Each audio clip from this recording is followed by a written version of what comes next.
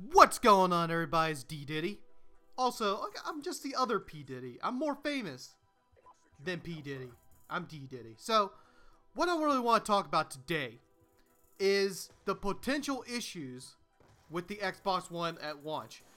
We know the Xbox One comes out next month, and I kind of looked at the console, looked at some of the specs, and I could see that there could be some issues with, especially with the hardware. And I want to go through a list of these. Keep in mind, I'll probably put this title, why the Xbox One will suck, potential issues. I will be making a sequel to this called the PS4. So with the PS4, some issues with that console. So let's get started. Number one, why some issues might arise with the Xbox One is the disc tray. You know, how you load your disc in. As we know that the Xbox One is going to use a slot loading Blu-ray drive. And the thing is with this, the problem with slot loads is they're very, very unreliable. If you look back at the PS3, the first generation used a slot load, it had a lot of read disc errors. And we can also see some of the MacBooks with the slot load drives are not very reliable either. So why do companies still use slot loads? Because it looks cool. That's one of the reasons. It looks sleeker and all that stuff. But there's some major issues with slot load drives. They're actually more expensive to replace too. So if you're out of warranty and you got to replace, if you got a read disc area, you got to replace the whole drive. It's not going to be very, very cheap at all to replace. So I can see some big issues with that slot load drive for the Xbox One. Read disc errors, it won't read, won't accept it, and all that stuff. Get stuck too. Don't forget about that. Disc being stuck. Another reason why the Xbox some issues can arise with the Xbox One is the internet cloud. As we know that with Rockstar launched their cloud service for GTA, and it was filled with problems during the first time at launch. And I can see the same thing happen to the cloud service for Microsoft, because hey, this cloud thing is really, really new to a lot of to the gaming community. You need the cloud to run AIs and all that stuff for online games and all that stuff. So we can see issues with the cloud. We can see connection issues.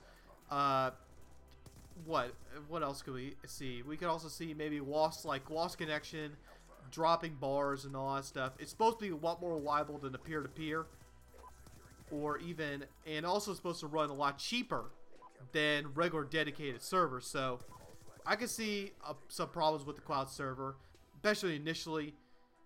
Here's another thing that's really kind of can be concerning about the Xbox One: the cloud being hacked. We see that Microsoft is being really, really public to say their cloud cannot be hacked and all that stuff. And anonymous, some group of hackers said we're gonna hack it day one, and they can succeed because don't underestimate the hacking community. They can hack whatever they want. It's gonna take a lot of time.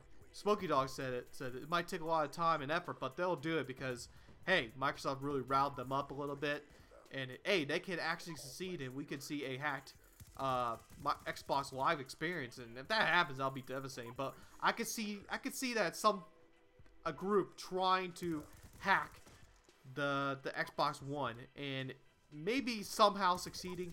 I don't know if they're going to completely succeed, but who knows? Don't underestimate hackers, people. That's all I have to say. Here's a big one: why the Xbox One will probably might suck to some people and have issues. Inferior exclusives. As we know, I believe that the PS3 won in terms of exclusives. It had a lot of great exclusive games. Heavy Rain being one of my favorite. And also, it had a lot more better exclusive games. It can bring up Gears of War, or it can bring up Halo, but in terms of scale and epicness, there's a lot of games that came out exclusively for the PlayStation now are really fantastic. Uncharted being one of them, The Last of Us. And I don't think there was a really bad Sony exclusive, except for like that Lair game that with the dragons, and tried to use the 6-axis control and completely failed miserably. That was the only bad exclusive I've seen for the PlayStation. And there was a lot of bad exclusives for the Xbox 360. And it was Bomber Axe era, if you remember that. Day of Defeat. I mean, actually, Hour of Victory, which is a game I'm probably going to be playing, seeing it's the worst 360 game of all time. And the thing is that Microsoft did not address this issue because their lineup exclusive games for launch for the Xbox One are not very good. We won't see another Halo to I don't know when, some TV shows for Halo. I have no idea. I thought that series was wrapped up. Gears of War. I've never been a big Gears fan at all, but I don't know when that series is coming back for the Xbox. And the what was that, Rome?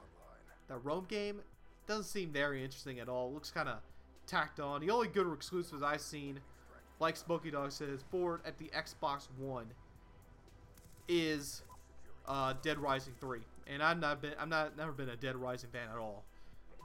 So, and then contrast, you see the PS4. You see Killzone Shadowfall, looks like a really good game. Another exclusive that'll probably come out is what was that game? Journey. They have a lot of indie support and all that stuff.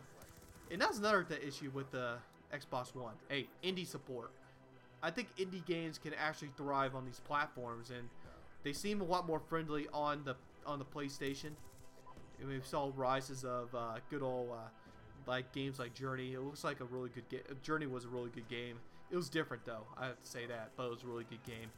And Microsoft has to address this. They have to give better indie support to these game developers because they can create amazing games. It might not bring them a lot of money, but hey, it gives them opportunity to showcase their game and maybe get their budget. And hey, Microsoft could probably buy them out, and they can make more money off that way.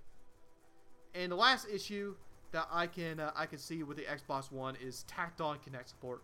If you've seen Kinect with the Xbox 360, if it wasn't for games, like it seems like every single game it said better with Kinect. It has some like good old voice support. Some of the voice support was very good for the Xbox 360. It was really fun playing NBA 2K13, NBA 2K14 using voice commands. And some of them are really stupid. I know, like in Splinter Cell Blacklist, you just yell out and you can attract an enemy to you. And it seemed like a really it seemed like really tacked on. There's also some early games with like, I think the Harry Potter one where the Kinect support was completely broken. So that was the one thing. They're forcing this Kinect to the gamers, and I just see that maybe they're going to tack it on because not a lot of gamers want to connect and all that stuff. So those are the issues I could see with the Xbox One. While it can suck, can't forget maybe the red ring of death because it's Microsoft and it can somehow red ring again. But I don't think overheating will be an issue with the Xbox One because they put so many freaking fans in that thing. So what do you guys think? What are some issues with the Xbox One? Catch you guys later.